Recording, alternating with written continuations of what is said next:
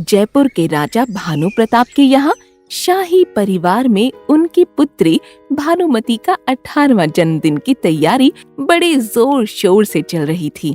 निमंत्रण कई महीनों से कई राज्यों में भेजे जा चुके थे और उत्साह भी देखने लायक था, खास तौर पर भरतपुर के शाही परिवार में। भरतपुर के राजकुमारों में अति उत्साह था। भरतपुर के राजा के 2 पुत्र थे, जिसमें पहले राजकुमार का नाम नरेंद्र सिंह था और दूसरे राजकुमार का नाम तेज सिंह था। हम राज्य में पहुंचने वाले हैं। तुम्हें याद है ना तेज, मैं यहाँ राजकुमारी भानुमति का दिल जीतने आया हूँ। एक राजकुमार और एक बड़े भाई होने के नाते मुझे तुम्हारी मदद चाहिए। तुम्हें याद है ना, अगर मैं कुछ मजाकिया कह दूं तो तुम्हें क्या करना है? हम ये तैयारी कई बार कर चुके हैं, मुझे हंसना है। और जब मैं कविता पढ़ूंगा तो? मैं मुस्कुरा दूंगा। और जब मैं उन्हें जन्मदिन का कीमती तोहफा दूंगा तो तुम क्या दोगे? मैं तो गुलाब दूंगा। सुनो भैया, कभी तुमने ये सोचा कि अगर वो तुम्हें पसंद ना करे? मजाक कर रहे हो क्या? अरे मैं अमीर हूँ और शाही परिवार से भी हूँ। ऐसा नहीं हो सकता जो उसे पसंद ना आए। हम पहुँच गए हैं। शायद यही राजकुमारी भानुमति है। राजकुमारी, मैं राजकुमार नरेंद्र सिंह हूँ और हमारे राज्य भरतपुर की तरफ से राजकुमारी को जन्मदिन की बहुत शुभकामनाएं लाया हूँ। राजकुमार नरेंद्र, धन्यवाद। आपका स्वागत है और आशा करती हूँ आपकी यात्रा अच्छी थी।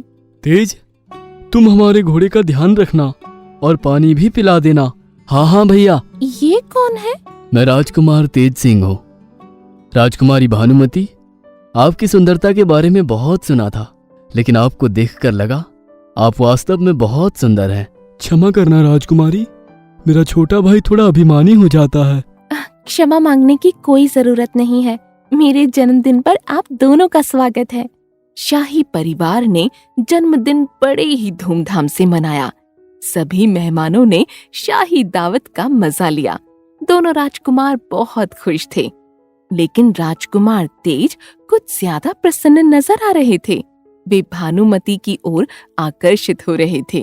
ऐसी ही हालत कुछ राजकुमारी की भी थी। उन्हें राजकुमार तेज बहुत अच्छे लगे। दोनों में दोस्ती हो गई थी और तेज सिंह ने हर हफ्ते मिलने का वचन दिया।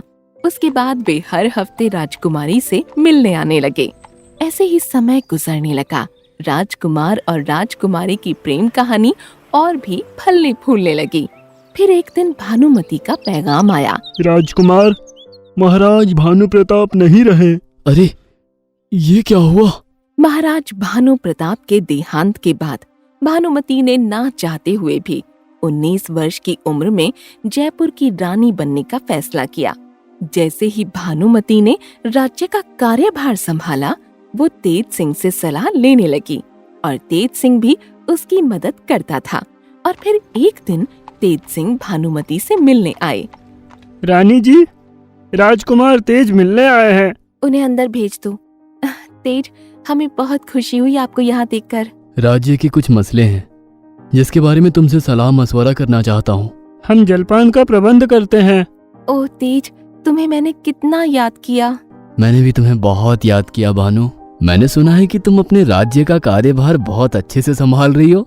और क्या सुना? यही कि तुम्हारी प्रजा तुमसे बहुत खुश है। और आप? मैं भी। क्या मैं तुमसे कुछ पूछ सकती हूँ? हाँ हाँ जरूर। अगर मैं तुमसे शादी के लिए पूछूं तो क्या कहेंगे आप? तुमसे शादी?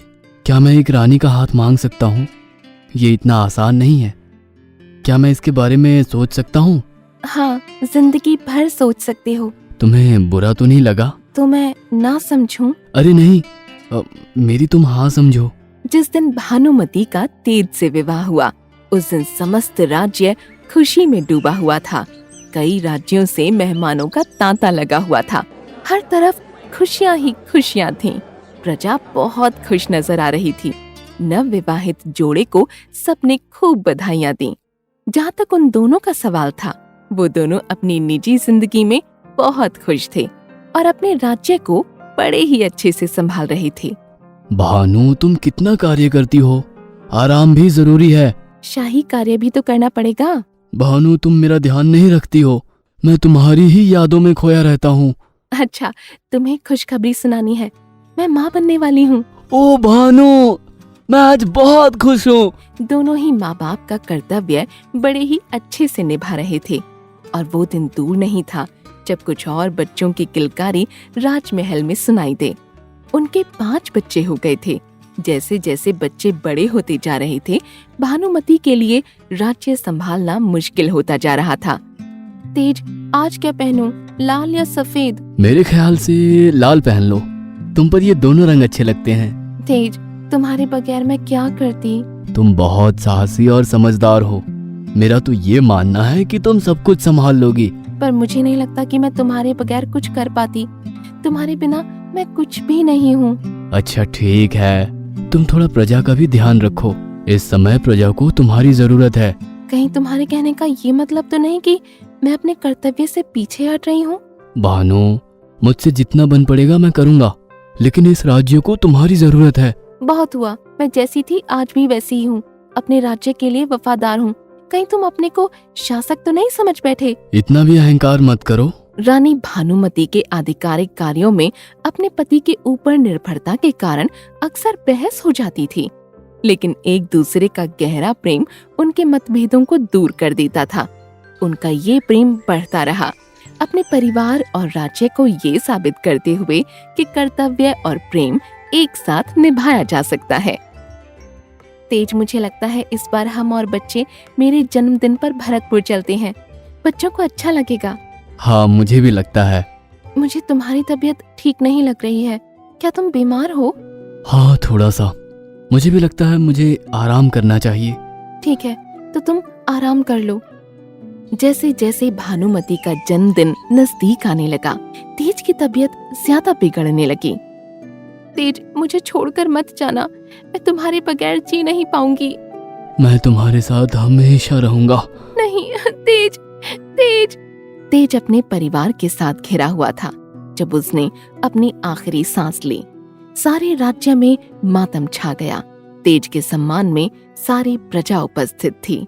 भानुमति का ये जन्मदिन सबसे दुख भरा था। उसके बाद भानुमति गुमसुम रहने लगी। तेज की मौत का सदमा गुजर जाने के बाद हर एक के मन में सिर्फ एक ही सवाल उठता था कि रानी अब इस गम को कैसे बर्दाश्त कर पाएगी। रानी साहिबा पधारी नहीं क्या? नहीं महामंत्री जी। मैं समझ सकता हूँ। महामंत्री, रानी साहिबा की तबीयत ठीक नहीं है। उन्होंने किसी से भी मिलने से मना कर दिया है। मैंने मना किया था कि कोई मुझे परेशान नहीं करेगा, पर परवर कुछ नहीं। मैं रानी हूँ और तुम्हें मेरी आज्ञा का पालन करना होगा। बेशक आप रानी हैं और आपको राज्य की बागडोर संभालनी होगी। मैं नहीं कर सकती। आप कर सकती हैं रानी साहिबा, और आपको करना होगा। पर मैं कैसे करूं? हर बात के लिए मैं उन पर ही निर्भर थी। उनके बिना कुछ भी नहीं कर सकती थी। उनकी मर्जी के अनुसार कपड़े पहनती थी। अब बताओ कि उनके बगैर मैं कैसे जीऊं? मैं कैसे काम करूं? उनके बगैर खुद को कैसे संभालूं? राज्य की बात तो बहुत दूर की है। मैं समझ सकता हूँ कितना मुश्किल होगा। इस समय राज्य को आपकी जरूरत है। तेज की मौत से भानुमति इस कदर टूट गई थी कि उसने दरबार जाना भी बंद कर दिया था। वो राजकुमार तेज के साथ बिताए पलों में ही खोई रहती थी। जैसे जैसे समय बीतने लगा, रानी की तबीयत बिगड़ने लगी। तब रानी ने अपने अंतिम समय में अपनी आखिरी इच्छा जाहिर की कि उसके मरने के बाद उसकी समाधि राजकुमार की समाधि के साथ ही बने।